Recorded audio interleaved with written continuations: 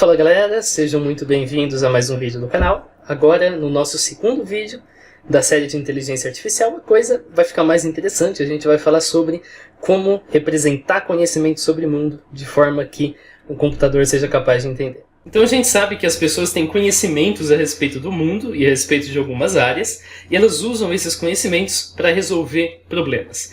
Então, nos sistemas que são baseados em conhecimento, a gente tenta imitar, de certa forma, a capacidade que os humanos têm em possuir conhecimento, em adquirir conhecimento, em resolver problemas através desses conhecimentos. Agora, um primeiro passo para a gente trabalhar com isso é justamente criar uma forma de que o computador possa representar e armazenar e também interpretar esse tipo de conhecimento. A partir do momento em que você consegue manipular esse conhecimento num computador, aí sim você pode fazer algoritmos para usar esse conhecimento para resolver problemas. É uma abordagem semelhante à que a gente abordou no vídeo passado, na qual a gente precisava transformar aqueles problemas de busca em uma estrutura, em algum tipo de organização de dados que o computador pudesse trabalhar.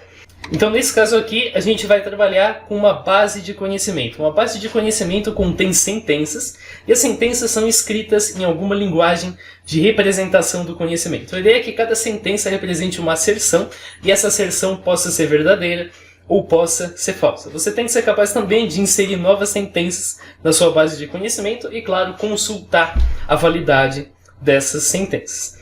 Então, a consequência lógica é o que diz que, se uma sentença é verdadeira, a próxima sentença também vai ser verdadeira. Por exemplo aqui, se x igual a zero, se isso aqui é verdade, então xy vai ser igual a zero. Se você tem zero aqui, x igual a zero, então 2 vezes 0 é 0, 5 vezes 0 é 0, 10 vezes 0 é 0, e assim por diante. A ideia da consequência lógica é essa. Caso a premissa seja verdadeira, então a consequência também é verdadeira. Entender isso aqui é fundamental para entender o que vem a seguir. Porque a questão é, da mesma forma que você pode usar uma sentença lógica para derivar outra sentença, você pode associar essas sentenças com aspectos do mundo real. Então, a partir do momento em que você pega uma sentença e deriva, usando as regras da lógica, outra sentença, essa outra sentença vai estar também ligada a outro aspecto do mundo real. Isso significa, então, que o primeiro aspecto do mundo real, ao qual a primeira sentença estava ligada, permite que o segundo aspecto do mundo real, ao qual a segunda sentença estava ligada, seja obtido. Vamos começar então com uma forma muito simples de representar conhecimento, que é a lógica proposicional. Na lógica proposicional, a gente vai transformar cada asserção a respeito do mundo em uma proposição. Essa proposição pode ser verdadeira ou falsa, e a proposição é a menor unidade que você tem. Você usa ela como se fosse um símbolo. Então, por exemplo, o dia hoje está ensolarado. Isso pode ser verdadeiro ou isso pode ser falso. Não tem meio termo, verdadeiro ou falso. A gente pode chamar isso, por exemplo, de A. Isso tem um valor verdade, que é verdadeiro ou falso, e esse A, por sua vez, está associado com um texto maior que corresponde à sua proposição. Nada te impede de trabalhar com a proposição inteira. Então aqui na frente a gente vai ver operadores, etc. Nada te impede de mexer com isso aqui. Porém, isso aqui e esse símbolo aqui tem exatamente o mesmo significado, e é por isso que a gente simplesmente trabalha com esses símbolos para tornar uma coisa muito mais legível a partir do momento em que você começa a mexer com operadores, começa a colocar outros símbolos na frente, conforme você vai ver daqui a pouco. Então a gente pode produzir várias proposições assim. Amanhã irá chover é uma proposição, hoje faz calor é uma proposição, hoje vem uma proposição, e assim por diante. Essas proposições, como eu disse, podem ser verdadeiras ou falsas, e a gente pode usar operadores para trabalhar com essas proposições. Então, o primeiro deles é o operador de negação. O operador de negação inverte o valor verdade da proposição. Então, hoje está ensolarado é A. Supondo que hoje esteja ensolarado, o valor verdade dela é V. Porém, quando você coloca um não na frente, hoje o dia está ensolarado, assume valor verdade falso. Então, não, parênteses, hoje o dia está ensolarado. Se hoje tiver sol, vai ter valor verdade F. Se hoje tiver nublado, vai ter valor verdade V. Outra possibilidade é você usar o E. O E retorna verdadeiro se todas as proposições que você estiver trabalhando forem verdadeiras. Então, hoje faz calor e hoje venta. Você percebe que eu acabei de usar o termo E. Essa proposição, hoje faz calor e hoje venta, essa combinação de duas proposições vai ser verdade se as duas forem verdadeiras. Se uma delas for falsa, acabou, resultado é falso. O faz uma coisa parecida, porém ele requer apenas que uma das proposições seja verdadeira. Então hoje faz calor ou hoje venta vai ser verdadeiro caso hoje fizer calor, caso hoje ventar ou caso as duas coisas acontecerem. Só vai ser falso se nenhuma delas ocorrerem. A gente pode usar também a implicação. Então se hoje faz calor, então amanhã fará calor. Desse jeito aqui. Isso vai ser verdadeiro em quais circunstâncias? Se ambos forem verdadeiros, se hoje faz calor e se amanhã faz calor. Se o primeiro for falso e o segundo for falso, então hoje não faz calor, amanhã não faz calor. Se o primeiro for falso e o segundo for verdadeiro, não tem problema nenhum nisso, porque hoje não faz calor, mas amanhã pode fazer calor por algum outro motivo que não seja a implicação que eu acabei de apresentar. E essa situação aqui, A, setinha B, A implica em B, só vai ser uma proposição falsa, essa combinação de duas proposições, caso nós tenhamos verdadeiro na primeira e falso na segunda. Então, se hoje faz calor, amanhã também fará calor, é impossível que hoje faça calor e amanhã não faça calor. Aí a gente tem uma contradição e aí, portanto, toda essa implicação ela é falsa. A segunda possibilidade é usar o se e somente se. Nesse caso, a gente tem A implica em B e B implica em A. Então aí, para essa proposição ser válida, essa combinação de duas proposições, nós precisamos que ambas sejam verdadeiras ou que ambas sejam falsas. E a ideia da lógica proposicional, como disse, é você poder combinar esses símbolos dessa forma. Então a gente acabou de definir um dicionário de símbolos, cada frase aqui está associada com um símbolo e a gente transforma isso em expressões. Então, eu posso dizer, se hoje está ensolarado e hoje venta, então amanhã irá chover. Isso é representado com A e D, desse jeito aqui, então B. E aí, claro, a gente pode analisar o valor e verdade dessas coisas. Então, se por acaso eu tenho verdadeiro aqui e se por acaso eu tenho verdadeiro aqui, logo, isso aqui implica que o outro lado também vai ser verdadeiro. Então, isso permite que eu derive B. E aí eu tenho outra proposição. Se amanhã irá chover, então amanhã estará nublado. A partir disso, já que eu tenho B, isso me permite que eu derive G, conforme está indicado aqui, deste jeito. Então aqui a gente tem um exemplo um pouco mais complexo. A gente tem a seguinte frase, que a gente vai transformar isso em simples. Se o time joga bem, ele ganha o campeonato. Se o time não joga bem, o técnico é culpado. Se o time ganha o campeonato, os torcedores ficam contentes. E nós sabemos que os torcedores não estão contentes. Então tudo que eu contei aqui para vocês são regras. Isso aqui é um fato. E isso aqui é uma coisa que a gente quer descobrir. Vamos transformar isso então em símbolos. Primeiro, o time joga bem é escrito como P. Depois, o time ganha o campeonato é escrito como Q. Depois, aqui é simplesmente a negação. Então isso aqui não precisa colocar, a gente já pôs. O técnico é culpado, isso aqui é escrito como R. E claro, os torcedores estão contentes, é descrito como S, conforme está indicado aqui. Agora vamos transformar esses símbolos em regras. A primeira regra é, se o time joga bem, ele ganha campeonato. P vai para Q. P implica em Q. Se o time não joga bem, portanto, não P, implica em R. O técnico é culpado. Se o time ganha o campeonato, que é Q, implica em S. Beleza, nós definimos aqui as nossas regras.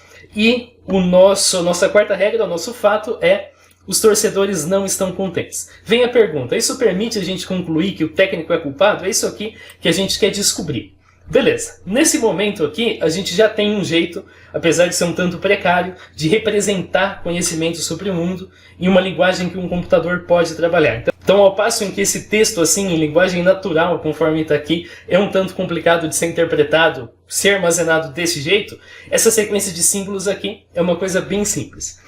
Então, a gente pode criar o conjunto de mundos que a gente possui. O que eu quero dizer quando eu me refiro ao conjunto de mundos? Aqui nós temos ao todo 4 variáveis. Então, o time joga bem, o time ganha o campeonato, o técnico é culpado e os torcedores ficam contentes. Isso aqui pode ser verdadeiro ou falso. Isso aqui pode ser verdadeiro ou falso, certamente. Isso vale para todos os outros. Esse aqui também é verdadeiro ou falso e esse aqui também é verdadeiro ou falso. Então, ao todo, nós temos quantas combinações de mundos possíveis? Nós temos ao todo 16 combinações, conforme está indicado aqui. Por que 16? Porque P pode estar de duas formas, Q pode estar de duas formas, R de duas formas e S de duas formas. Isso é análise combinatória. Isso então nos leva para 2 vezes 2, 4 vezes 2, 8 vezes 2, 16. 16 mundos diferentes. O que eu quero dizer com isso? Quero dizer que cada mundo é uma combinação de resultados aqui. Então, o mundo está em um desses 16. Nós não temos um 17º mundo, uma 17ª combinações desses resultados aqui. A gente sabe também que as regras que a gente acabou de elencar para a nossa base de conhecimento são verdadeiras. Então a gente sabe que os torcedores não estão contentes, isso aqui precisa ser verdadeiro, e essas regras que a gente acabou de enunciar aqui precisam valer. Lembra que eu tinha apontado para vocês a respeito da implicação, de quando a implicação vale, de quando a implicação não vale? Pois é, elas precisam valer porque a gente acabou de enunciar essas regras como parte da base de conhecimento. Se todas elas precisam valer, como que a gente avalia isso? A gente avalia pela conjunção, pelo E feito entre as regras. Esse símbolo aqui é o símbolo de E, eu mostrei na tabela ali. Ou seja, todas as regras vão ser verdadeiras se a conjunção entre elas, R1, IR2, IR3 e R4, também for verdadeira. Então o que a gente faz? A gente pega os nossos mundos possíveis e a gente testa cada combinação para verificar se a base de conhecimento inteira é ou não verdadeira em cada mundo possível. O resultado está aqui. A gente faz esse negócio e a gente vai encontrar que a base de conhecimento ela é verdadeira em uma certa quantidade de mundos. Nesse caso aqui, essa quantidade é de apenas um mundo, mas nada garante que seja. Pode ser que a gente encontre 5 mundos, por exemplo, no qual a base de conhecimento for verdadeira. Beleza. O único mundo no qual ela é verdadeira é essa aqui. Então isso permite concluir com segurança que este é o mundo no qual a gente está lidando. Porque esse é o único mundo em que todas essas regrinhas aqui são verdadeiras e, portanto, em que a base de conhecimento é verdadeira. E aí a gente pode, claro, checar o que a gente quer saber. A gente quer saber, afinal de contas, se o técnico é ou não culpado. E como que a gente faz isso? A gente consulta aqui, vamos ver qual que é o símbolo de técnico culpado, o símbolo é R, e a gente verifica no mundo que a gente acabou de obter, o que o R diz. O R é verdadeiro. Olha só. Portanto, a gente pode chegar na nossa conclusão de que o técnico é culpado. E se eu tivesse, por exemplo, mais um mundo? Imagina que eu tenha outro V aqui. Imagina que no lugar desse F tem um V, tá? Eu estou falando de um jeito bem superficial aqui. E esse aqui seja outro mundo possível. Como que eu checaria se o técnico é culpado ou não? Eu verificaria se tem outro V aqui. Se tem um V aqui, então o técnico continua sendo culpado. Isso é possível de se obter. Então, se eu tenho outro mundo, imagina que esse mundo aqui também é um mundo válido, eu descubro que o técnico não é culpado aqui. Logo, eu não posso concluir que o técnico seja culpado. Isso não é possível de se obter, porque a gente tem resultados divergentes, a gente tem 2 verdadeiros e um falso, caso, claro, esses 2 aqui fossem mundos existentes. E claro, todos esses fossem F, a gente poderia concluir então que o técnico não é culpado. Então é isso que você vai procurar, você vai listar todos os mundos possíveis, você vai ver desses mundos possíveis, em quais deles a base de conhecimento se mantém verdadeira, e você vai ver se o que você quer testar tem ou não o mesmo valor em todos esses mundos. O problema é que esse negócio é tipo um Opala, consome gasolina até desligado. Em outras palavras, ele é super ineficiente. Eu tinha dito no começo do vídeo que eu não ia abordar a eficiência, mas tem casos que a gente precisa. Isso cresce na proporção de 2 elevado ao número de proposições iniciais que você trabalha. Então aqui tem 4, 16, 5, 32, 6, 64, 128, 256, 512, 1024, 2048, 4096... Eu já esqueci como é que vai a sequência. Mas, enfim, quanto isso aqui cresce numa proporção exponencial. Isso é péssimo. Quando você tem uma coisa que cresce na proporção exponencial, geralmente você está com uma solução extremamente ineficiente. Vamos ver como que a gente consegue melhorar esse negócio então. Então a gente pode fazer também o que a gente chama de prova por resolução. Como que a gente faz a prova por resolução? O primeiro passo é pegar cada uma das suas regras da base de conhecimento e passar para uma coisa chamada forma normal conjuntiva. Na forma normal conjuntiva, você vai escrever toda a sentença como uma disjunção de conjunções, de forma que a negação exista apenas a nível de literal, apenas a nível de cada proposição, e não a nível de uma expressão inteira. Eu sei que isso parece um tanto confuso, mas para explicar isso mais aprofundado eu teria que, claro, apresentar todo um curso aqui de lógica proposicional. Não é o nosso objetivo. Apenas considere que é possível pegar qualquer sentença mesmo, da sua base de conhecimento e transformar essa sentença na forma normal conjuntiva. E você vai ter esse resultado aí. E aí qual que é a ideia disso aqui? Isso aqui é tipo um joguinho. Você vai tentar eliminar as proposições uma a uma. Como assim? você vai pegar a proposição original, a negação, você vai juntar e com isso você vai eliminar. Então vamos pegar aqui, não P e P. Com isso você consegue eliminar o não P e o P, mas você vai acabar com Q ou R, conforme está indicado aqui. Então você, claro, se livrou desses dois, mas você começou com um novo problema, Q ou R. Depois você vai tentar juntar esse Q ou R com o Q. Com isso aqui você vai pegar Q ou não Q, você vai eliminar, mas com isso você vai ter R ou S. Você vai aplicar mais uma vez aqui e com isso você consegue se livrar. Eu acabei de fazer uma pequena besteira, porque o que você vai conseguir se livrar quando você fizer essa junção vai ser o S. Então você vai cortar o S e vai cortar o S. Vai ficar R e não R, você vai juntar R com não R e com isso então você vai finalmente obter a dita cláusula vazia. Cláusula vazia é o seu objetivo e é o que indica que a proposição que você quis testar inicialmente é verdadeira. O seu objetivo vai ser exatamente esse processo, obter a cláusula vazia. Se você conseguir uma cláusula vazia, então a sentença original é compatível com a base de conhecimento. Se você não conseguir, mesmo depois de fazer as eliminações, então a sentença não é compatível com a base de conhecimento. Talvez você tenha pensado, e se aqui, por exemplo, eu juntar R com R mais uma vez? Aí você deixa o R ali, você não precisa colocar R duas vezes, porque não tem nenhuma razão para fazer isso. R ou R é a mesma coisa, tem o mesmo valor verdade que R propriamente. Então, seu objetivo, como eu disse, é a cláusula vazia. E só para reforçar, verifique que a cláusula que a gente testou foi justamente não R. Por que não R? Porque R significa que o técnico é culpado. E a gente tem que testar, quando a gente faz esse tipo de algoritmo, a negação dela. Então a gente vai testar não R, conforme está indicado aqui. A é uma fórmula qualquer, claro, e isso vira não R, conforme eu acabei de indicar. Beleza, isso funciona, não tenha dúvidas, mas lógica de predicados é uma coisa um tanto complicada. Perceba que aqui no exemplo meteorológico eu abordei amanhã estará ensolarado, depois amanhã estará nublado e depois hoje está ensolarado. Perceba que essas três proposições são bem semelhantes, mas perceba que a gente deu para elas nomes que não têm absolutamente nada a ver com o que elas significam. A gente chamou de A, depois a gente chamou de E e depois a gente chamou de G. Se isso aqui se chamasse, por exemplo, sei lá, o Danilo Barbosa joga bem, isso aqui teria o nome G do mesmo jeito. Então o símbolo que você usa não tem qualquer relação com a proposição inicial. A gente tem um jeito de melhorar isso, a gente tem um jeito de deixar isso mais legível usando uma coisa chamada lógica de predicados. Isso permite que a mesma coisa, seja um termo, seja uma constante, possa ser denotada pelo mesmo símbolo em todos os lugares. E coisas relacionadas, mas que são diferentes, possam ser referidas com variáveis. A gente pode expressar coisas como termos, e a gente pode expressar asserções a respeito de coisas como predicados ou funções. Então, por exemplo, Danilo Barbosa é uma coisa. Joga bem é um predicado que envolve essa coisa. Então, joga bem, parênteses, Danilo Barbosa é, então, um predicado que pode ter valor verdade V ou pode ter valor verdade F. Desse jeito, a gente também pode adicionar os quantificadores. O quantificador existencial diz que tem pelo menos uma coisa que satisfaz a sua expressão. O universal diz que a sua expressão é válida para toda coisa. Esse monte de coisa eu sei que está confuso, vamos deixar então o negócio mais bem explicado.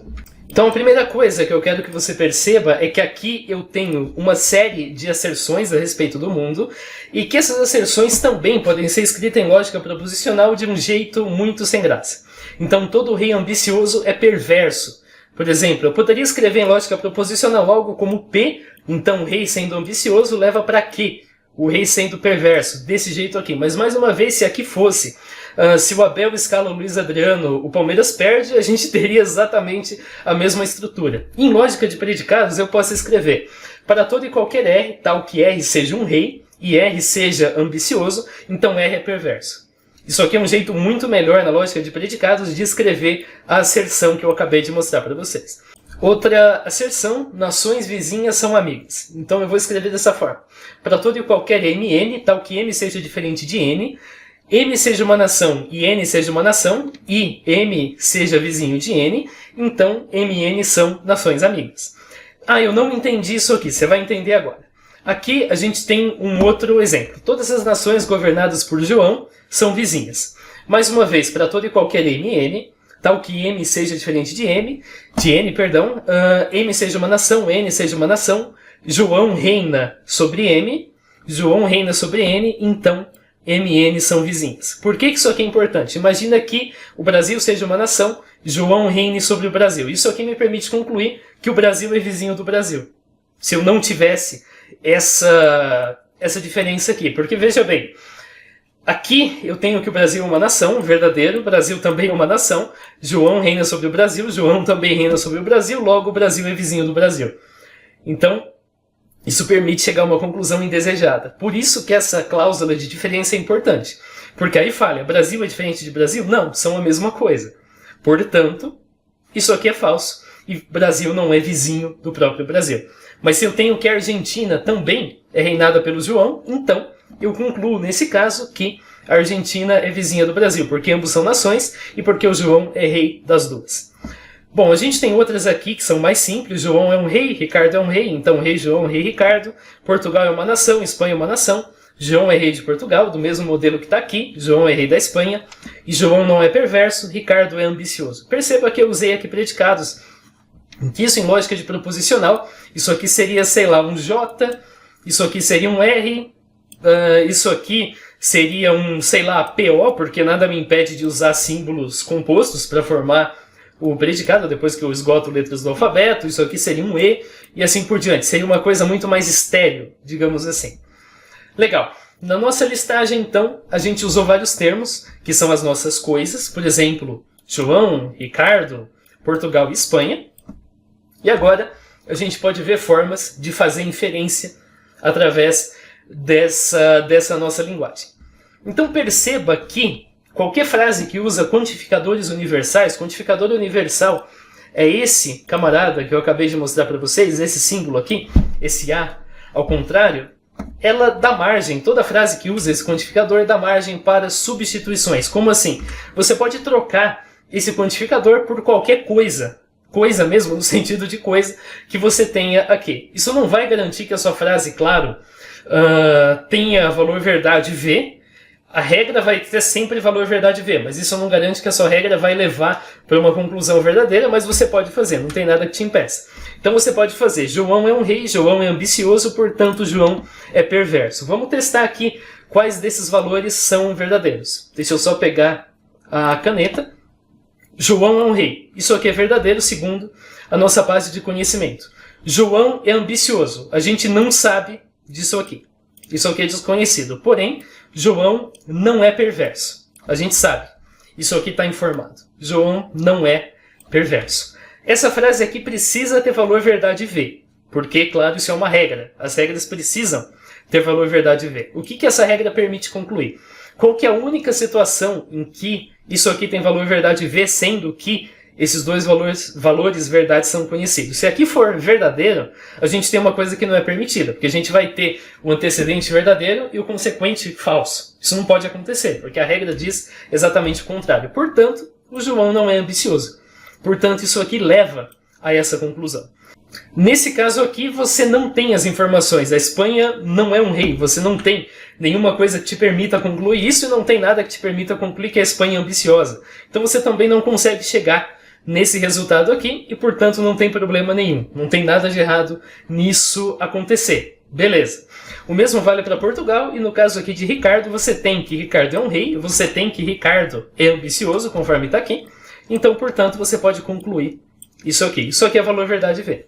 Moral da história, não tem nenhum problema que algumas coisas aqui não façam sentido. O que importa é que a regra, como um todo, faz sentido.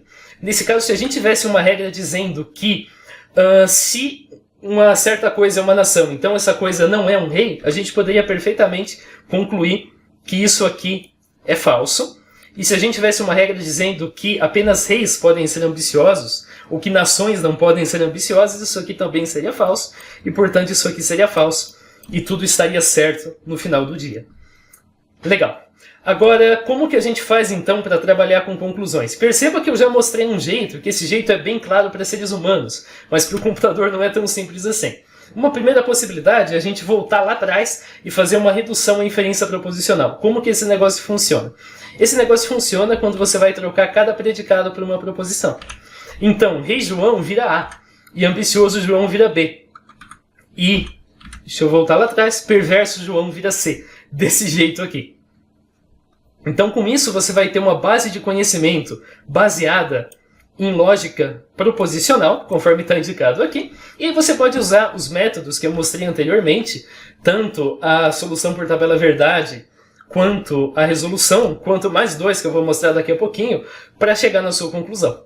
Então isso aqui vai acabar dando na mesma, e aqui eu fiz um exemplo no qual a gente usa a tabela verdade para checar se o João não é ambicioso. Então, mais uma vez aqui, o único mundo no qual isso é verdadeiro é esse mundo aqui, e o nosso João ambicioso é a proposição B, conforme está indicado aqui, e essa proposição tem valor verdade F no único mundo no qual isso pode ser verdadeiro. Agora, fazer isso não é uma ideia muito legal, porque a gente queria justamente sair da lógica proposicional. Então, fazer todo esse trampo aqui para voltar para a lógica proposicional não parece uma solução muito inteligente. Pois é, a gente também tem o que a gente chama de unificação e substituição. Dá uma olhada nisso aqui.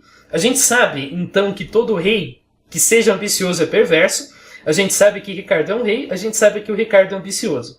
Parece óbvio você concluir daqui que o Ricardo é perverso. E, de fato, isso é bastante óbvio para um ser humano. Um computador trabalha fazendo substituições até encontrar uma coisa que leve a uma implicação idêntica às sentenças que já estão na base de conhecimento. Então você substitui R com, sei lá, Espanha, e ambicioso com Espanha, você vai ver que isso não tem na base de conhecimento e pula. Mas eventualmente você vai substituir R para Ricardo, conforme está indicado aqui. E claro, tudo que tem R vira Ricardo, você não pode falar R é Ricardo e o segundo R é Espanha, não, todos os R's têm o mesmo valor. E você vai ter, olha só, Rei Ricardo, ambicioso Ricardo. Opa, encontrei uma substituição que está na minha base de conhecimento. Isso aqui, Rei Ricardo, ambicioso Ricardo, existem na base de conhecimento. Portanto, isso me permite chegar no consequente da nossa premissa. Essa é a ideia da substituição. O problema de obter essas substituições a gente chama de problema de unificação. E a gente tem algoritmos que vão checar por substituições que tornem possível realizar uma unificação. Beleza. A gente também tem uma coisa chamada encadeamento para frente. No encadeamento para frente, o que a gente vai fazer? A gente vai procurar pelas regras que a gente tem, até encontrar uma regra cujo antecedente dela seja verdadeiro. No momento em que a gente vai encontrar isso, a gente vai concluir, então, que o consequente é verdadeiro, e a gente vai fazer isso até que a informação que a gente queira checar na nossa base de conhecimento seja atingida. Então, imagina que a gente quer descobrir se Portugal e Espanha, e aqui está inimigos, mas aqui o certo seria amigas. Eu acabei mudando a organização, então troque esse inimigo aqui por amigas. Desse jeito aqui. Tá certinho agora. Amigas. Beleza. Então o que eu vou fazer? Eu começo, sei lá, com Rei Ricardo, ambicioso Ricardo. Isso leva para perverso Ricardo. Ok. Rei João, mas eu não encontro não encontro ambicioso João. Fica por isso mesmo. Eu eventualmente vou encontrar nação Espanha, nação Portugal, Reina João Espanha e Reina João Portugal. Isso vai me levar para vizinhas Portugal e Espanha. E aí, claro, eventualmente eu também vou voltar para a nação Espanha, nação Portugal, vou ter vizinhas Portugal e Espanha, vou achar amigas Portugal e Espanha, e aí o nosso algoritmo termina porque a gente acabou de solucionar a nossa pesquisa.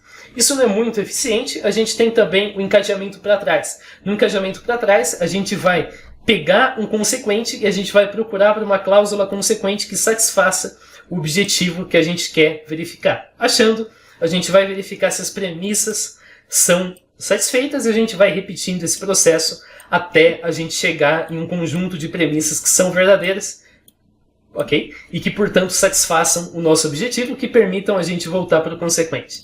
Deixa eu mais uma vez apagar a lambança que eu acabei de fazer e vamos dar um exemplo.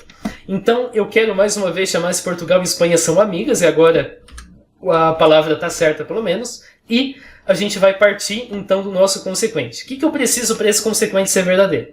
Eu preciso que a Espanha seja uma nação, eu tenho. Eu preciso que Portugal seja uma nação, eu tenho, beleza, mas eu não preciso só disso. Eu preciso também que Portugal e Espanha sejam vizinhas, eu tenho. Por enquanto eu não sei.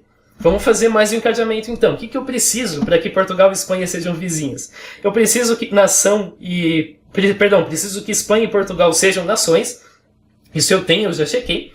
eu preciso que João seja o rei da Espanha, isso eu tenho, e eu preciso que João seja o rei de Portugal. Finalmente chegamos na situação em que as nossas premissas são verdadeiras, que permitem concluir que isso aqui é verdadeiro, e que permitem concluir, então, que isso aqui é verdadeiro.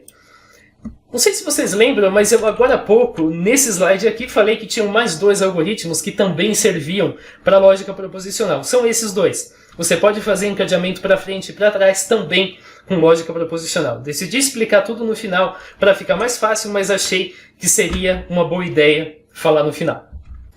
Eu acabei de usar um exemplo no qual a gente chegou no nosso resultado de primeira, conforme eu mostrei para vocês. Agora, nem sempre isso acontece e às vezes a gente precisa fazer o que a gente chama de retrocesso no encadeamento para trás. Então imagina aqui uma nova base de conhecimento no qual a gente vai fazer uma consulta. Qual investimento eu devo fazer? Quais são as regras que regem a nossa base? Que se eu tiver um valor inadequado, o meu investimento é poupança. Que se o meu ganho anual for maior do que 36 mil e o valor seja adequado, o meu investimento são ações. Que se a minha quantia que eu tenho for maior que 20 mil, o meu valor é adequado. Que se a minha quantia for menor que 20 mil, o meu valor é inadequado.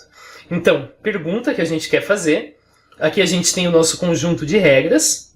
E aqui a gente tem os nossos fatos. O meu ganho anual é 50 e a quantia é 22, conforme está indicado aqui. Qual investimento deve ser feito? A gente começa, então, com a primeira substituição, que é a poupança. Será que o investimento correto é a poupança? Vamos checar. Para o investimento correto ser poupança, eu preciso do valor inadequado. Para o valor ser inadequado, eu preciso que a quantia seja, conforme está indicado aqui, menor que 20. Então a minha quantia é 22 mil, ela é uma quantia, beleza, isso aqui se mantém, porém isso aqui está errado. 22 é maior do que 20, 22 precisa ser menor do que 20 para isso ser verdade. Isso aqui é falso. O que eu faço? Acabou aí? Não, você retrocede, conforme está indicado, e tenta a próxima substituição. Você tenta ações, substitui por ações. Para ações você precisa de um ganho anual, esse ganho anual existe, ele está aqui. Ele é maior que 20 mil, ele é 50 mil, conforme está indicado. Então, isso aqui é verdadeiro. E você precisa que o meu valor seja adequado, conforme está indicado aqui. Para o valor ser adequado, eu até poderia ter incluído uma regra que diria que se o valor não é adequado, portanto ele é adequado. Isso seria uma possibilidade de fazer, porque eu já teria na minha base de conhecimento que o valor é adequado. Porém, a gente não tem, então vamos fazer do jeito raiz, digamos assim. Para o valor adequado ser verdadeiro, é o que a gente quer checar, tem que ter uma quantia, eu tenho, e a quantia tem que ser maior que 20 mil, ela é 22. Portanto, isso aqui é verdadeiro, isso aqui também é verdadeiro, e isso aqui é verdadeiro, e a gente acabou de achar nossa substituição, que é ações. É desse jeito que funciona. Agora, por fim, quero mostrar uma coisa bem legal para vocês, que é uma linguagem de programação baseada nessa lógica de predicados que eu acabei de contar para vocês. Essa linguagem de programação chama Prolog, que significa justamente isso, programando em lógica. Ela é baseada no cálculo de predicados, ou cálculo de primeira ordem, e ela é adequada justamente a fazer coisas do tipo, a processar, fazer processamento simbólico e a resolver problemas que envolvam objetos e relação entre esses objetos. Aqui tem um exemplo de um código em Prolog que você pode acessar depois. E aqui a gente tem o próprio código que você pode acessar. Se você acessar esse link aqui, ele vai funcionar. Se esse link não estiver disponível, me avisa que eu deixo o programa para vocês. Então aqui a gente declara as nossas premissas. Eu fiz lá o exemplo dos reis. João é um rei, Ricardo é um rei, Portugal é uma nação, Espanha é uma nação. O Ricardo é ambicioso, o João não é perverso, o João reina sobre Portugal, o João reina sobre a Espanha. E aqui eu fiz as regras. Para ser perverso tem que ser um rei ambicioso. Claro, isso aqui não significa que as únicas pessoas perversas sejam reis e sejam ambiciosas. Então eu poderia fazer, sei lá, perverso escala o Luiz Adriano no ataque. Então, se você escala o Luiz Adriano no ataque, você também é perverso. Não teria nenhum problema em fazer uma regra do tipo.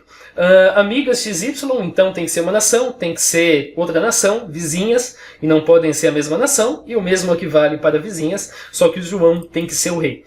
Então a gente pode fazer pesquisas, por exemplo, vão me perguntar aqui então se o Ricardo é um rei. Será que o Ricardo é um rei? Você faz desse jeito e roda. Ele vai dizer que sim, que o Ricardo é um rei. Será que o Abel é um rei? Você roda e você vai descobrir que o Abel não é um rei. Você pode também perguntar quem é rei. Você coloca rei X desse jeito aqui e manda. Ele vai dizer que o João é um rei. Dá um next, ele vai dizer que o Ricardo é um rei. E a nossa lista acabou por aqui. Então você quer saber se Portugal e Espanha são amigas. Para isso você vai pesquisar amigas, Portugal, Espanha. Desse jeito aqui. Perceba que eu estou agora fazendo pesquisas que não estão na minha base de conhecimento original. O programa vai ter que deduzir. Eu mando rodar, ele vai dizer que é verdade. Será que Portugal é amigo da França? Vamos pesquisar, ele vai dizer pra gente que não. A gente não tem como deduzir que Portugal é amigo da França.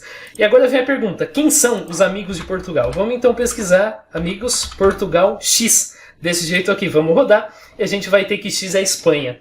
Agora deixa eu dar um exemplo para vocês. Vamos brincar e vamos tirar esse x igual a y daqui, vamos tirar esse x igual a y daqui e vamos ver o pequeno inferninho que vai acontecer. Quem é amigo de Portugal? O próprio Portugal. É isso que aconteceu. Por isso que a gente precisa colocar aquela diferença. Aí depois a gente, claro, vai obter Espanha. Mas isso não é um resultado desejado. Por isso que, como eu disse, a gente precisa daquela cláusula de que um é diferente do outro. Então essa é a ideia do Prolog. Perceba que aqui em Prolog a gente já tem por baixo dos panos todos aqueles algoritmos de substituição, de encadeamento, etc.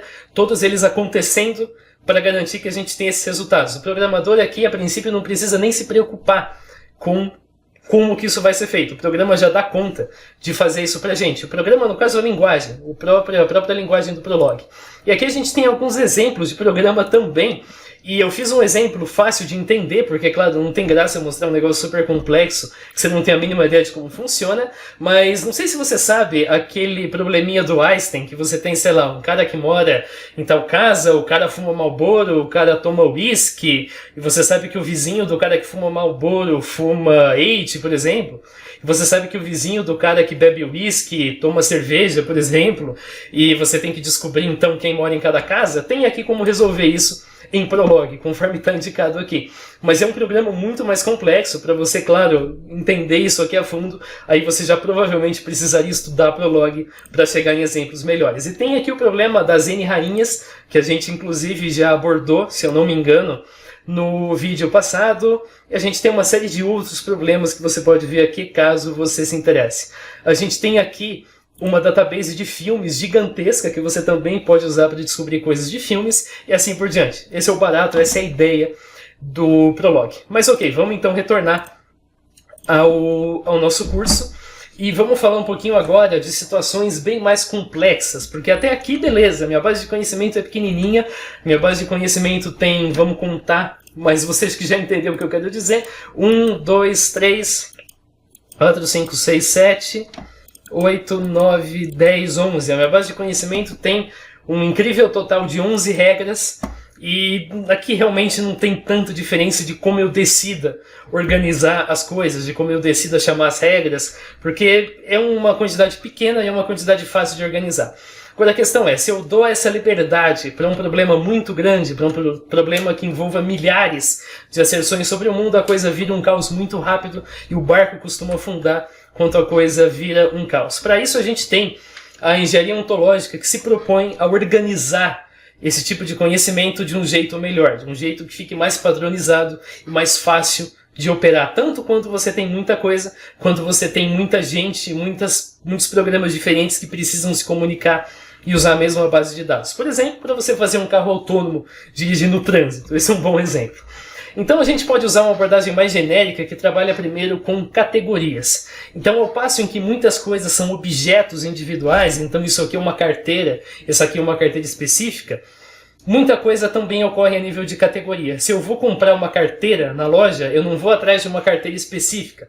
Eu não fui atrás da carteira número 59 do estoque. Eu fui atrás de uma carteira qualquer, e a carteira número 59 do estoque foi a carteira que apareceu. Aqui eu fiz um exemplo com bola de basquete, mas a gente pode então dizer que bola de basquete 1, 2 e 3 são objetos específicos, e a gente pode dizer que bola de basquete é uma grande categoria que abrange todas as bolas de basquete. Bola de beisebol é uma categoria que abrange todas as bolas de beisebol, e bola de futebol americano é também uma categoria que abrange todas as bolas de futebol americano. E tudo isso inclui numa outra grande categoria chamada bolas, conforme está indicado aqui. Eu sei que isso ficou estranho, mas bel jeito. O vídeo passado teve busca gulosa, esse vídeo aqui teve bolas. Vamos ver qual que vai aparecer no próximo vídeo.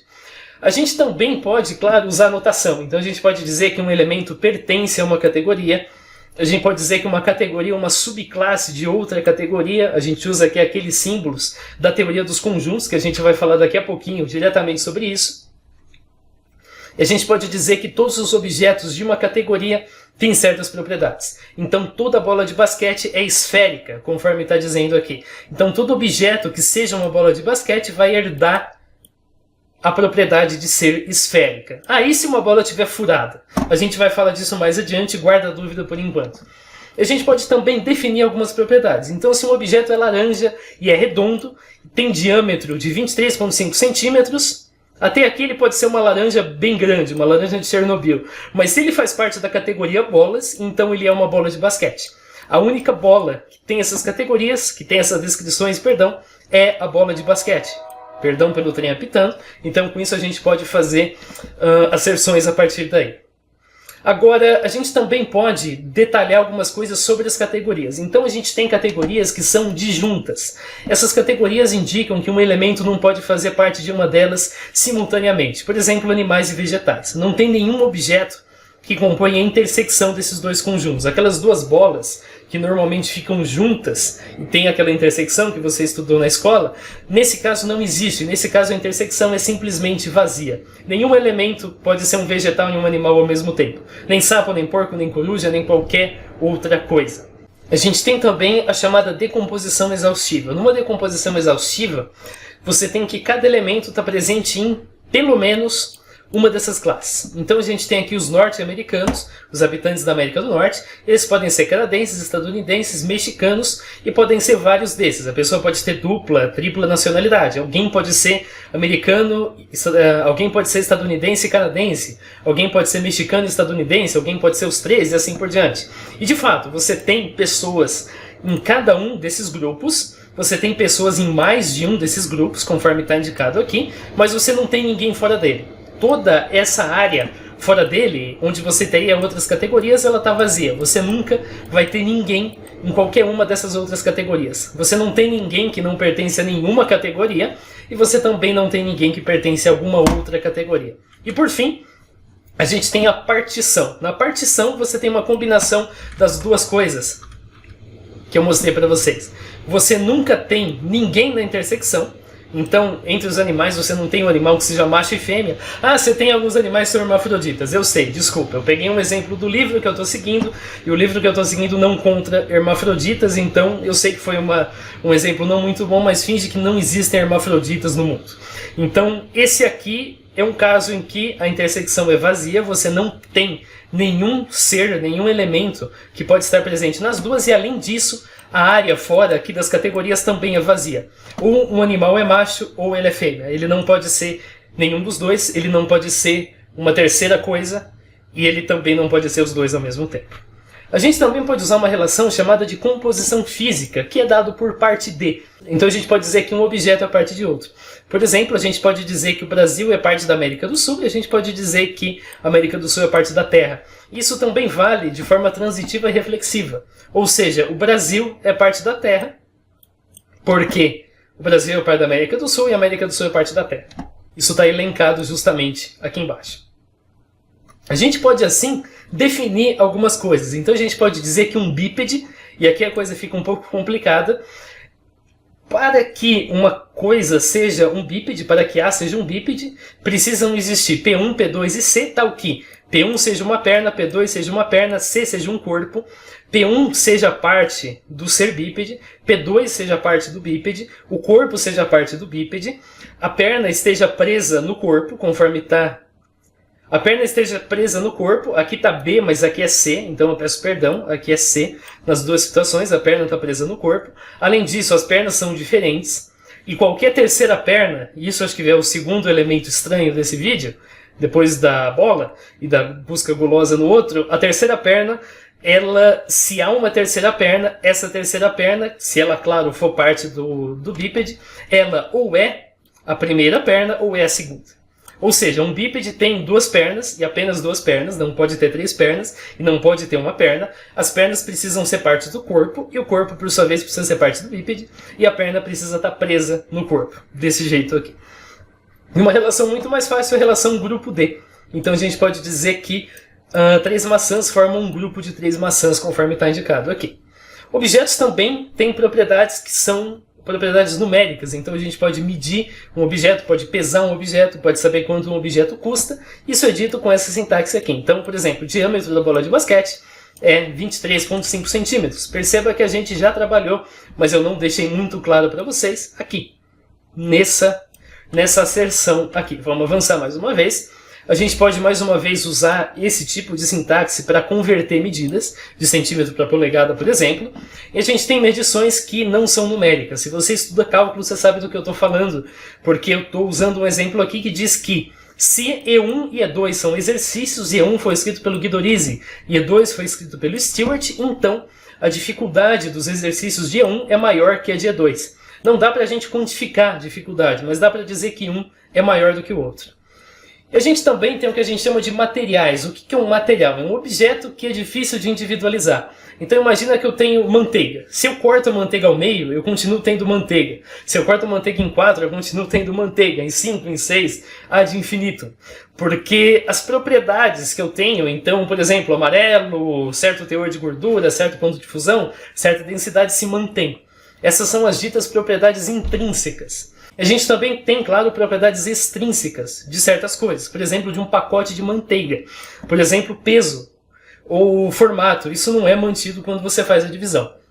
Se você tem uma coisa que apenas possui propriedades intrínsecas, a gente chama essa coisa de material. Por exemplo, manteiga, simplesmente.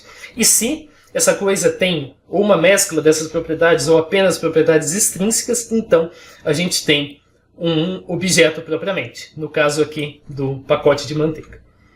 Beleza, a gente também pode usar uma coisa chamada cálculo de eventos. Qual que é a ideia do cálculo de eventos? É que até agora a gente lidou com regras que são estáticas, mas a gente pode também lidar com regras que mudam ao longo do tempo. Para isso, a gente define fluente como sendo uma condição que muda ao longo do tempo. Então a gente pode dizer, por exemplo, que essa garrafa está na metade agora, mas essa garrafa vai estar vazia daqui 20 minutos, apenas se eu tomar água corretamente. E a gente pode usar isso, claro, dentro da lógica de predicados com outros predicados. Então, eu posso usar o predicado T para dizer que um fluente é verdadeiro em certo tempo. Então, garrafa meio cheia agora. A gente pode dizer que um certo evento acontece em certo intervalo. A gente pode dizer que um certo evento faz com que o certo fluente passe a valer. Então, eu tomar água faz com que a garrafa abaixe o nível em um certo tempo. Se a gente está falando de um evento, por exemplo, sei lá, um voo, a gente pode dizer que um voo termina em certo momento. A gente pode falar sobre interrupções e a gente pode falar sobre restaurações de um certo evento. Isso, claro, leva a toda uma outra discussão que é muito maior e por isso vai ficar de fora desse vídeo, porque isso já é uma especialização de um tema, então eu só estou mostrando aqui a superfície para vocês de como a coisa funciona. E por fim, eu comecei essa sessão falando a respeito do caos, que é a coisa velha se a gente não tem uma padronização, e aqui a gente tem uma padronização usando esses conceitos. Então eu tenho, por exemplo, uma categoria gato.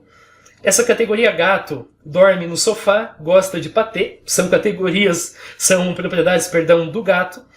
O gato é um mamífero, portanto o gato tem pelo, e portanto o gato é um animal, conforme está descrito aqui. Aí a gente pode concluir então que a Izzy ela é uma gata, Izzy é um gato. Beleza. Izzy dorme no sofá porque ela é um gato. Então você faz a sua conclusão a partir daqui. Izzy gosta de patê porque é um gato. Aí a Izzy herda, sendo um gato, que ela tem 4 patas. Patas 4 é uma propriedade do quê? Dos membros da categoria gato. Por isso aqui está em quadrado. E não uma propriedade da categoria em si, dos membros da categoria. Porém, a Izzy tem 3 patas. A Izzy é um gato deficiente, ela tem apenas 3 patas. Então, nesse caso, essa informação sobrescreve essa. Se a gente não tem nada, se isso aqui simplesmente não existisse, então a gente poderia dizer que a Izzy tem 4 patas. Mas como isso aqui está presente, a gente pode dizer então que a Izzy tem 3 patas. É o rolê da bola de basquete. A bola de basquete ela é esférica, ela é redonda.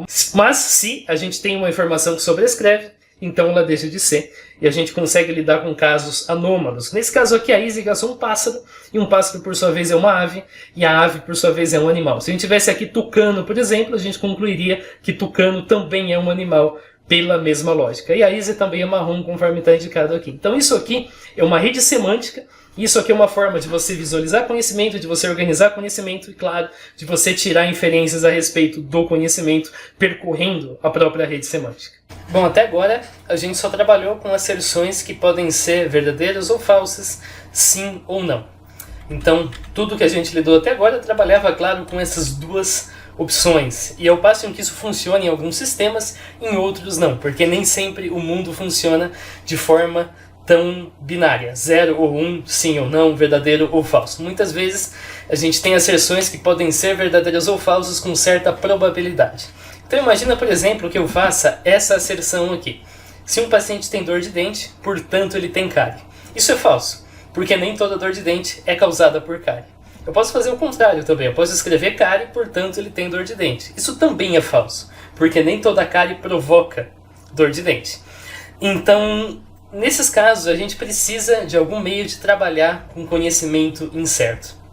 Isso é feito usando a teoria da probabilidade. A gente logo aqui já vai retomar mesmo para a parte que trabalha diretamente com inteligência artificial, mas antes eu tenho que falar um pouquinho a respeito de probabilidade. Então, ao passo em que um agente lógico acredita que cada sentença ou tem 1 ou tem 0, verdadeiro ou falso, um agente probabilístico acredita que uma sentença tem uma probabilidade de ser verdadeira que é dada por um número entre 0 e 1.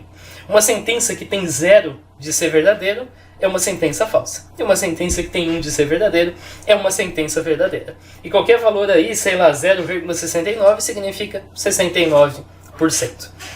Então a gente pode fazer um modelo de probabilidade. Esse modelo de probabilidade a gente pode considerar, por exemplo, o lançamento de um dado honesto.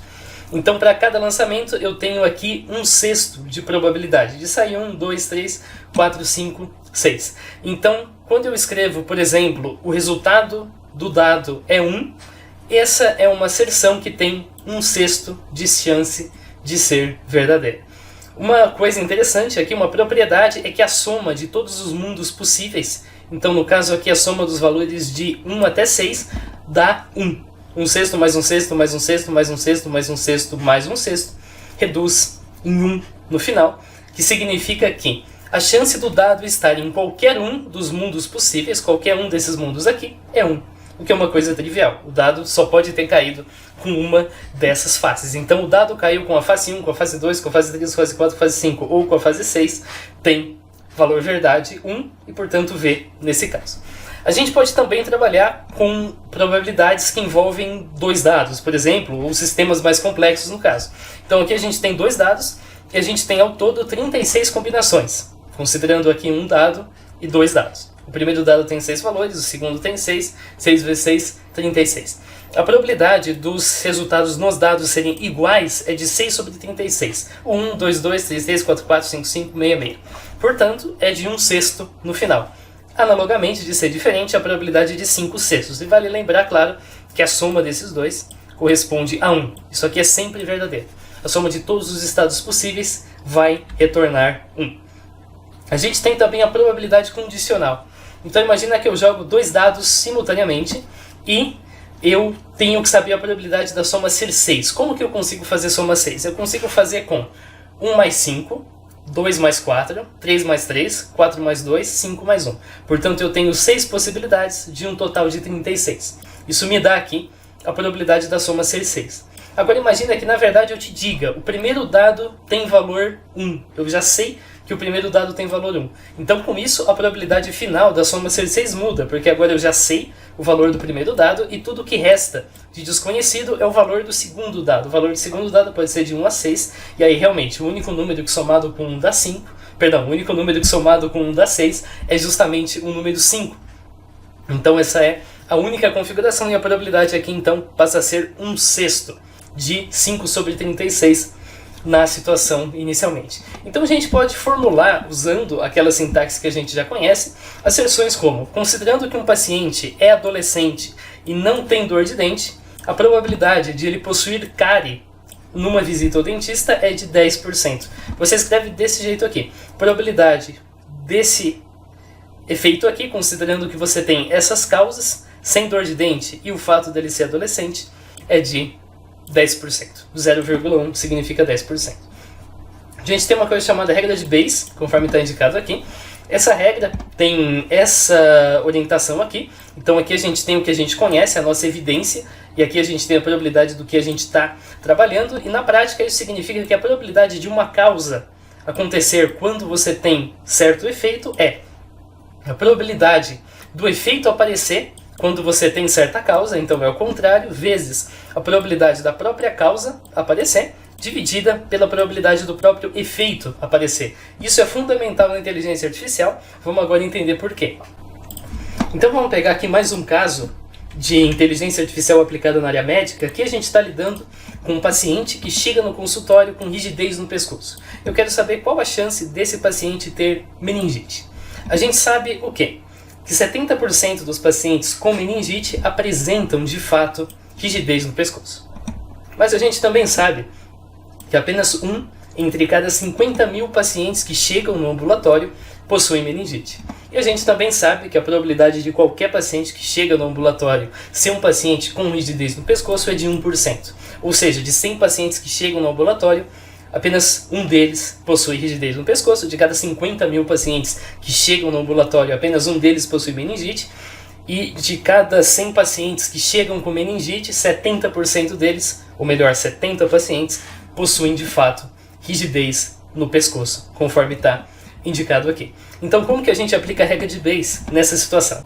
Então isso é dado pela probabilidade de um paciente que possui meningite ter rigidez no pescoço, vezes a probabilidade de um paciente ter meningite, dividido pela probabilidade de um paciente ter rigidez no pescoço. O resultado é essa fórmula aqui, e a moral da história é 0,14%. Em outras palavras, por mais que rigidez no pescoço é um sintoma bem comum em pacientes que têm meningite, tem apenas uma chance de 0,14% de que o paciente que chegou com rigidez no pescoço, e aqui está escrito dor, mas aqui significa rigidez, então perdão pelo erro, o paciente que chega com rigidez no pescoço de fato possui meningite. Por quê? Porque o resto da probabilidade são outras causas que de fato provocam rigidez no pescoço, como, sei lá, torcicolo e assim por diante.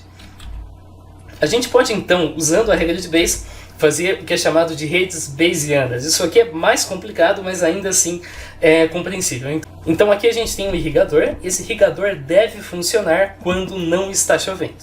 Se está chovendo, ele tem que parar. A gente sabe que tem 0,2% de probabilidade de chover e 0,8% de probabilidade de não chover. Além disso, a gente também sabe que, supondo que não esteja chovendo, tem 40% de chance que esse irrigador vai estar ligado e 60% de chance de que esse irrigador não esteja ligado, de que ele falhe. E supondo que esteja chovendo, tem apenas 1% de chance que esse irrigador esteja ligado e 99% de chance de que esse irrigador esteja desligado. Agora, além disso, a gente tem a grama. A grama pode ficar molhada caso chova ou caso o irrigador esteja ligado. Então, dessa forma, a gente tem mais uma tabelinha. Tudo isso aqui são dados prévios do problema. Então, a gente sabe que se não tem nem irrigador nem chuva, é certeza que a grama está seca. Agora, se está apenas chovendo, tem 80% de chance que a grama esteja molhada. Se o irrigador está ligado, tem 90% de chance de que a grama esteja molhada. E se os dois estão ligados, tem 99% de chance de que a grama esteja molhada. Com essa rede bayesiana que a gente produziu, a gente pode fazer inferência exata. Então, se eu te pergunto qual que é a probabilidade de estar chovendo, uma vez que eu consigo observar que a grama está molhada, a gente pode fazer o cálculo desse jeito aqui. Então, a probabilidade de estar chovendo, sabendo que a grama está molhada. Como que a gente calcula isso aqui? A gente usa a regra de Bayes, e aqui a gente vai iterar todas as combinações em que, na opção aqui superior, o irrigador está ligado ou desligado. Porque perceba que a gente quer saber se está chovendo, a gente sabe que a grama está molhada, mas a gente não tem informação a respeito do irrigador. Então a gente está interessado em saber o somatório da probabilidade, tanto quanto o irrigador está ligado, quanto quando ele está desligado. E aqui embaixo, a gente apenas sabe que a grama está molhada, conforme está sinalizado aqui. Então, portanto, a gente vai iterar tanto a respeito da chuva quanto a respeito do irrigador. Então o somatório da probabilidade da grama está molhada quando irrigador desligado, chuva desligada, ou melhor, não está chovendo, irrigador desligado, chuva chovendo, irrigador ligado sem chuva, ou irrigador desligado e também sem chuva. Perceba que a gente colocou tudo isso aqui na forma desses subscritos. Então aqui em cima a gente está iterando apenas a variável do meio, que ela é verdadeiro e depois falso. E aqui a gente está iterando essas duas variáveis, que assumem verdadeiro, verdadeiro, verdadeiro, falso, falso, verdadeiro, falso, falso. Foram aqueles 4 valores que eu acabei de falar para vocês. Então a gente calcula as probabilidades, claro, usando os valores da rede bayesiana. No caso aqui a gente vai simplesmente multiplicar. Então eu quero saber tudo verdadeiro. Eu vou multiplicar a chance de estar chovendo, esse 0,2. Aí, sabendo que está chovendo, eu vou multiplicar a chance do irrigador estar ligado, certo? 0,1.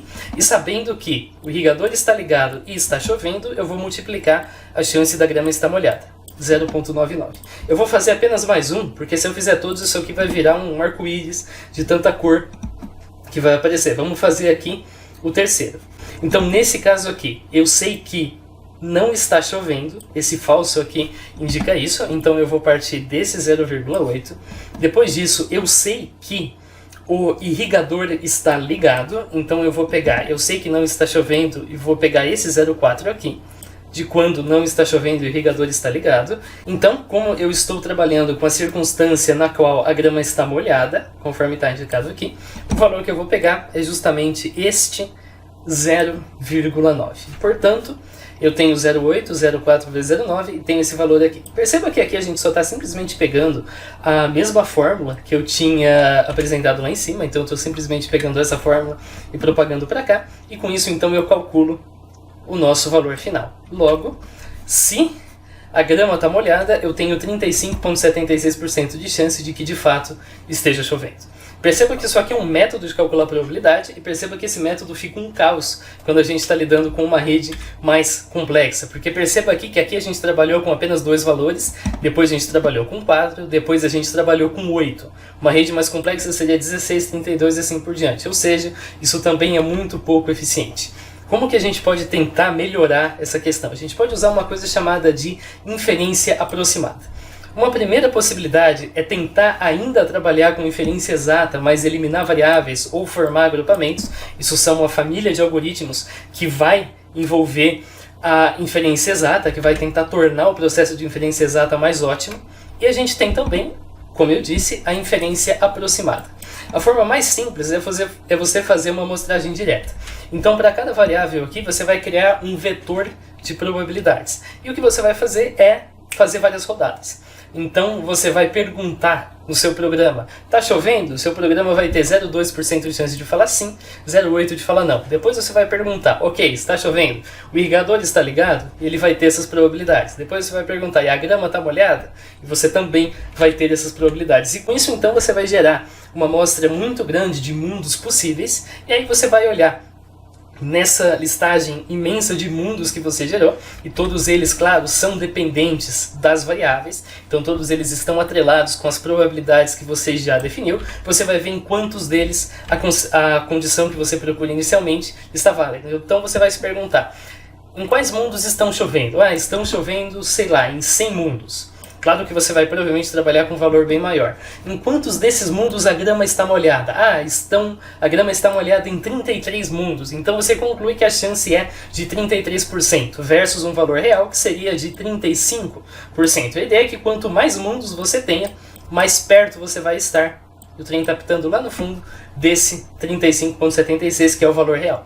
Então você está usando esse método porque é inviável você fazer o cálculo de uma solução analítica, de uma solução que vai envolver propriamente calcular as probabilidades de forma direta, né, como eu acabei de fazer aqui. Legal. Outra possibilidade também é gerar um conjunto de estados, depois fazer pequenas mudanças para alterar o valor de algumas variáveis e gerar outros estados consecutivos. Isso pode ser mais eficiente, depois vai toda uma área para você pesquisar a respeito de como esses algoritmos funcionam. Legal.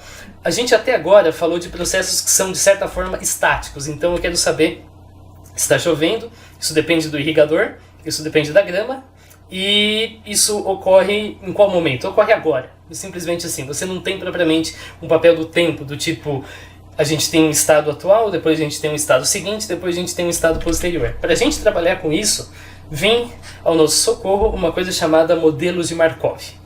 Então, no modelo de Markov, a gente vai assumir que o nosso sistema muda de forma discreta.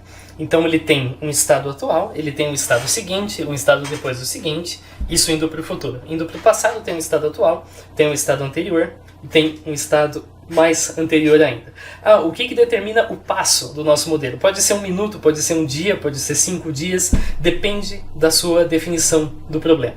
E outra coisa importante também é que a escolha do próximo estado depende apenas do estado atual. Então aqui a gente tem um monstro, esse monstro ele come uma vez por dia, ele decide o que vai comer com base no que ele comeu no dia seguinte.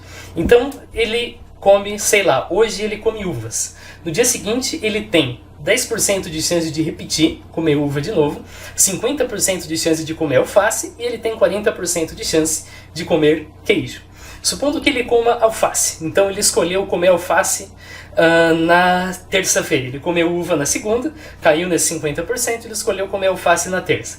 Na quarta-feira, como que ele decide o que vai comer? Depende unicamente do fato dele ter comido alface hoje, terça-feira. Então, nesse caso, ele comeu alface na terça, logo tem 40% de chance dele comer uvas no dia seguinte e tem 60% de chance de ele comer queijo. Supondo que ele volte para uvas, a gente tem a repetição do estado de segunda-feira e essa é a ideia de modelo de Markov. Só que aqui você conhece todas as variáveis, que é simplesmente o que o monstro comeu nesse dia. A gente tem ainda os modelos ocultos de Markov, que são modelos nos quais parte das variáveis estão ocultas. Então vamos pegar esse exemplo aqui.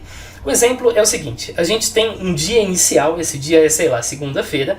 Na segunda-feira pode chover ou pode fazer sol.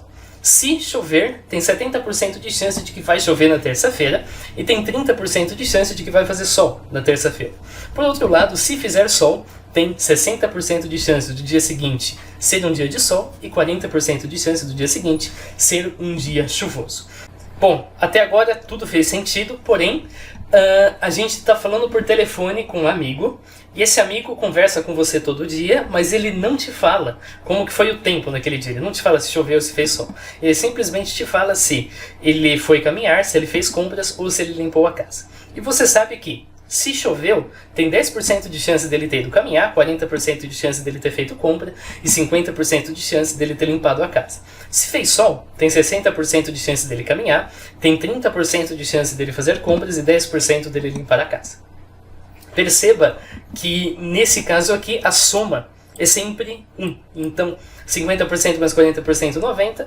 10% retorna 100% pra gente. Mesma coisa aqui, 60 com 30, 90 mais uma vez, mais 10%, o resultado vai ser outra vez 100%, que claro, é a mesma coisa que 1 naquela linguagem que eu já apresentei para vocês. Legal, então eu tenho aqui a parte oculta, eu não sei qual que é o tempo, isso aqui é simplesmente desconhecido, e a gente tem a parte conhecida, que é a informação que eu obtenho todos os dias quando eu chamo o meu amigo no telefone. Então ele vai me dizer qual dessas 3 atividades ele fez.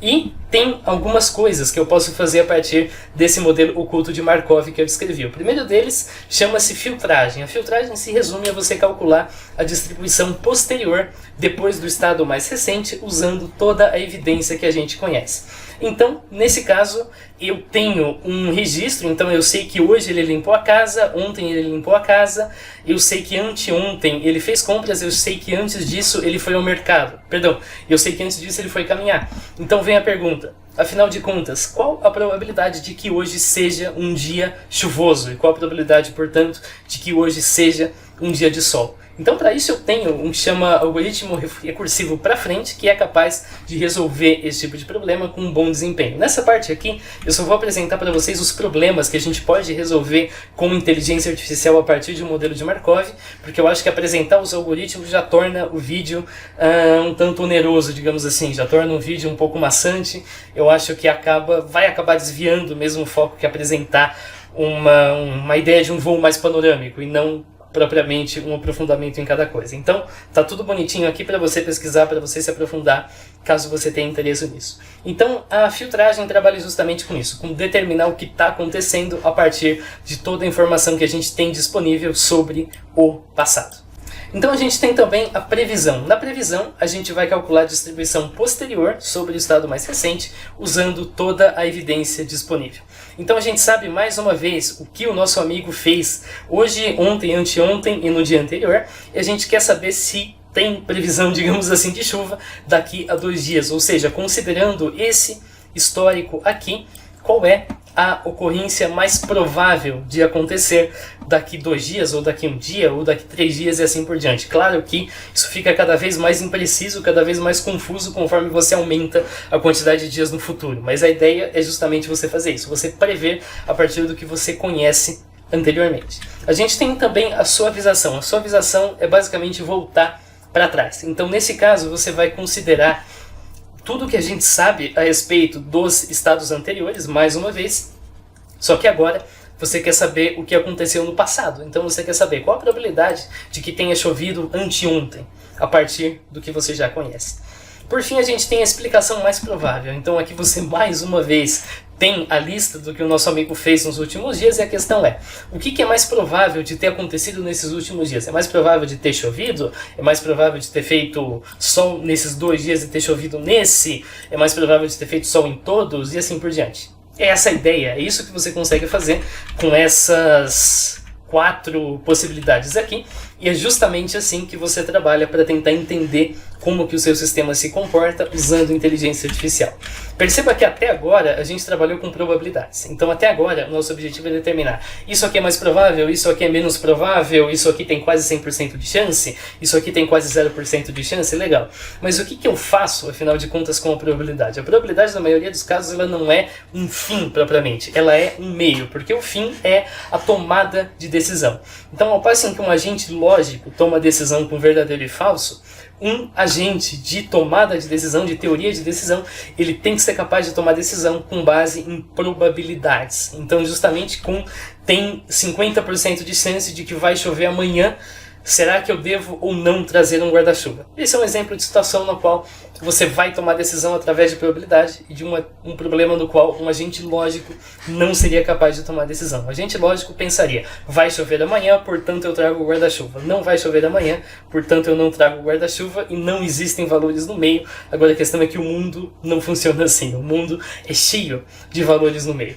Então, na tomada de decisão, a gente tem opção de escolher entre várias possibilidades, e cada possibilidade tem certas probabilidades de levar a um resultado. Como assim?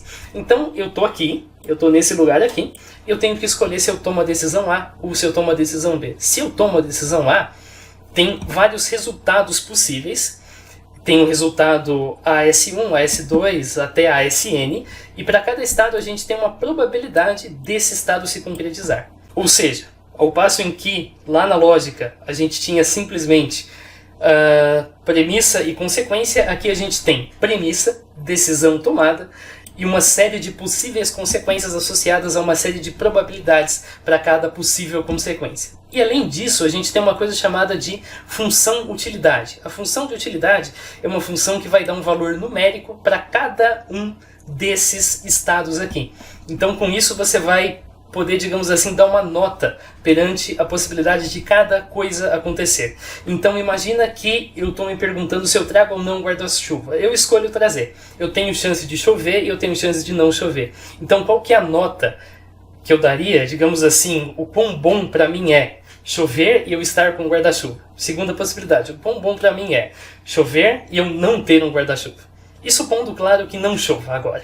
Qual é a utilidade para mim? O quão interessante para mim é que não chova e eu tenho um guarda-chuva na mochila. Ou o quão interessante para mim é que não chova e eu não tenho um guarda-chuva na mochila. Então, com isso, claro, você consegue produzir um cálculo de utilidade para cada possível resultado de uma decisão. E você pode também fazer a utilidade esperada, na qual aqui você vai multiplicar a função de utilidade de cada uma dos resultados de uma decisão pela probabilidade de cada um desses resultados se concretizar. E qual que é a ideia de um agente que vai tomar decisão? É que ele sempre tem que escolher o estado que tem a maior utilidade esperada no final. Ele sempre vai tentar maximizar isso aqui. Um agente que tente maximizar isso aqui, ele está satisfazendo esse conjunto de axiomas, que isso aqui basicamente garante que ele trabalha de forma racional. Como assim? Imagina que ele tem que escolher entre R$4.000 e R$3.000. E essa decisão é simplesmente a decisão de escolher o maior valor. Ambos os casos têm 100% de chance. Ele tem que escolher o que tem maior valor. Ele tem que escolher o R$4.000. E se amanhã ele tem R$4.000 e R$5.000, ele tem que escolher R$5.000. E caso depois ele tenha R$5.000 e R$3.000, ele continua tendo que escolher R$5.000. Isso é o que garante, por exemplo, essa propriedade aqui. A gente tem outra propriedade que também é bem trivial, é que dadas duas decisões, o agente tem que escolher uma ou outra, então A melhor que B ou B melhor que A, ou ele pode dizer que as duas são indiferentes. Porém, ele jamais pode se esquivar dessa decisão, falar não, eu me recuso a escolher. A gente tem mais aqui outros requisitos que são mais complexos de você entender. Se você quiser, depois você pode pesquisar e entender o que cada um desses axiomas aqui significam, mas a ideia é: se um agente ignorar cada um desses axiomas, ele age de maneira irracional. Se ele segue todos esses axiomas, ele age de maneira racional. E a ideia no final é que ele maximize a utilidade esperada de uma decisão. Bom, mas o que exatamente é a função de utilidade? Como eu disse, a função de utilidade diz para você o quão interessante aquela escolha de decisão é.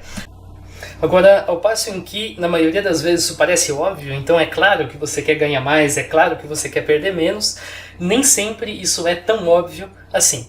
Então, imagina que, a princípio, você pensa que, ok, o objetivo é ganhar mais dinheiro, então é claro que eu prefiro R$4.000 a R$3.000.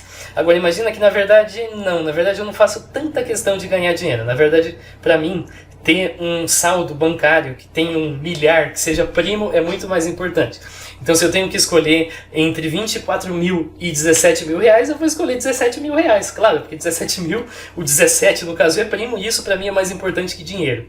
Então, você pode ter um agente que haja dessa forma, e o agente vai continuar sendo racional, porque ele tem uma função de utilidade, ele está continuando a preferir tudo que tem uma função de utilidade maior. A sua função de utilidade, por exemplo, pode ser: se uma das opções for uma opção prima, então escolha a opção prima. Se ambas as opções forem primas, escolha a maior. Se ambas as opções não forem primas, escolha também a maior. Então, nesse caso, eu tenho uma função de utilidade, eu estou agindo para maximizar essa função de utilidade, e ainda assim eu tenho um agente racional, por mais que isso pareça, para uma pessoa que olha de fora, uma coisa estúpida. Ah, eu quero mais dinheiro, eu não faço questão do saldo ser primo. Não, esse agente faz, e esse agente continua agindo de maneira racional, porque ele segue esses axiomas que eu acabei de enunciar para vocês.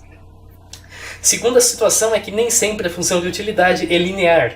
Então, imagina que você tem que escolher entre ganhar 1 milhão garantido ou ganhar 2 milhões com 50% de chance. É bem provável que, se você não tem nada no banco, você vai escolher a primeira opção. É claro que você quer ganhar 1 milhão com 100% de chance. 2 milhões com 50% de chance não parece tão interessante assim, porque você pode terminar zerado, conforme isso aqui indica. Agora, se você já tem 50 milhões no banco, então a segunda opção parece bem mais preferível, porque aí realmente pode, de fato, valer a pena apostar. Tem aquela série Squid Game, é basicamente a mesma coisa que acontece aqui. Então, uma pessoa que está bem de vida, uma pessoa que, ok, não tem dívidas, não pode pensar: por que eu vou participar daqueles jogos mortais ali em que de 400 e tantas pessoas uma única pessoa vai sair viva, sendo que eu posso simplesmente continuar vivendo minha vida e está tudo bem. De fato, a função utilidade dessa pessoa vai dizer recusar a proposta de participar do Squid Game. Ao passo em que uma pessoa que diga: olha, se eu não participar do Squid Game, vão tirar meus órgãos e vão vender esses órgãos para pagar minha dívida. Então, nesse caso, entre 100% de chance de morrer e 1 em 400 e tantos de chance de sobreviver, eu vou preferir jogar o Squid Game e ver o que acontece. É basicamente a mesma coisa. E por mais que atribuir valores assim numéricos para uma morte, como eu acabei de fazer, ou para situações mais no mundo real, pareça uma coisa meio macabra, meio insensível, na verdade a gente tem que fazer isso em certas situações. Então imagina que você tem um carro, e a questão é: de quanto em quanto tempo eu tenho que fazer revisão? A primeira possibilidade é eu fazer revisão todo dia. Então eu termino de usar o carro, eu encosto o carro na oficina, faço revisão da noite para o dia, no dia seguinte eu pego o carro revisado e faço isso todo dia. A chance de ter um acidente fatal por falha mecânica é quase zero, mas o custo disso aí é altíssimo, seja em dinheiro, seja em recursos empregados, seja em transtorno e assim por diante. Outra chance é eu fazer minha revisão a cada 10 anos. mas a chance de um acidente fatal acontecer e ser causado por uma falha mecânica é muito maior nesse caso. Então, em algum momento, em algum ponto dessa escala, tem um valor que a gente aceita. Então tem um valor que a gente está disposto a pagar para minimizar a nossa chance de ter um acidente fatal. Pagar menos que isso para ter uma chance maior de um acidente fatal não é interessante para a gente. E pagar mais do que isso para ter menos chance de ter um acidente fatal também não é interessante. Há um ponto ótimo e para achar esse ponto ótimo você justamente tem que dar valor para a vida humana em última escala. Para isso você não dá valor propriamente para a morte em si, mas você dá valor porque é chamado de micromorte. Então quanto você está disposto a pagar para reduzir a chance de morte ou de um acidente fatal ou de um acidente que vai te incapacitar e assim por diante dentro de uma certa circunstância. Legal. Agora que eu falei então a respeito de função-utilidade, agora que vocês viram um jeito em que um agente pode tomar decisão, então o agente pode decidir, ok, eu vou internar esse paciente, eu vou pedir tal exame para esse paciente, ou eu vou aceitar essa proposta de aposta, eu não vou aceitar essa proposta de aposta, etc. Esse agente pode agir de forma racional, então esse agente tem uma consistência na decisão que ele vai tomar. Isso é garantido por esses axiomas, pela função de utilidade, e as probabilidades que permitem ao agente tomar as decisões, todos esses P1, P2, P3 que eu acabei de mostrar aqui, eles vêm da onde? Eles vêm dessas redes bayesianas e de todos os outros princípios de probabilidade que eu mostrei para vocês. E com isso a gente termina com uma coisa chamada rede de decisão. Aqui você representa graficamente a situação. Então aqui a gente tem o clima, a gente tem a previsão do tempo e a gente tem o guarda-chuva. Tem 0,3% de chance de fazer chuva e tem 0,7% de chance de fazer sol. 30%, 70%. Então a gente tem 30% de chance de chover, 70% de chance de fazer sol. E a gente tem a previsão. Supondo que esteja chovendo, a gente tem 15% de chance da previsão errar e da previsão dizer vai fazer sol, 25% da previsão dizer que vai estar nublado e 60% de chance da previsão acertar e falar que está chuvoso. Se vai fazer sol, então a gente tem 70% da previsão acertar, 20% da previsão dizer que está nublado e 10% da previsão dizer que está chovendo. E a questão é, eu posso então tomar uma decisão através da previsão do tempo, porque eu não tenho condições de saber diretamente qual vai ser o clima amanhã, conforme está indicado aqui, e minha decisão é, eu trago ou não o guarda-chuva. E eu dou aqui uma nota, uma função utilidade para cada situação. Então, supondo que esteja sol e eu deixe o guarda-chuva em casa, a função de utilidade é bem alta. É a maior de todas. Supondo que esteja sol e eu leve o guarda-chuva, a função de utilidade nesse caso é de 20. Supondo que esteja chovendo e eu leve o guarda-chuva, a função de utilidade é 70. Então isso aqui também é desejável, mas não tanto quanto eu deixar o guarda-chuva em casa num dia de sol. E supondo que esteja chovendo e eu deixe o guarda-chuva em casa, então a função de utilidade é simplesmente 0. Isso não tem função nenhuma para mim. Então com isso, essa aqui é uma rede de decisão bastante simples, mas você é capaz de ter um agente que vai tomar decisão em cada circunstância. Então ele vai, claro, partir do pressuposto, sabendo, por exemplo, de qual é a previsão do tempo, e com isso ele vai trabalhar com a chance do clima ter qualquer tipo de combinação, e com isso, claro, ele vai fazer aqui o seu cálculo de utilidade, considerando as probabilidades, ele vai tomar então a decisão que tem o maior valor de utilidade, e com isso a gente vai ser consistente. Então esse foi o vídeo. Nesse vídeo aqui a gente viu como trabalhar com conhecimento, foi principalmente isso, e como fazer agentes que funcionam bem lidando com conhecimento. No próximo vídeo a gente vai ver como que um agente pode usar tudo isso que a gente viu aqui agora, mas para aprender conforme ele entra em contato com o mundo. Valeu por você que assistiu e a gente se vê. Falou!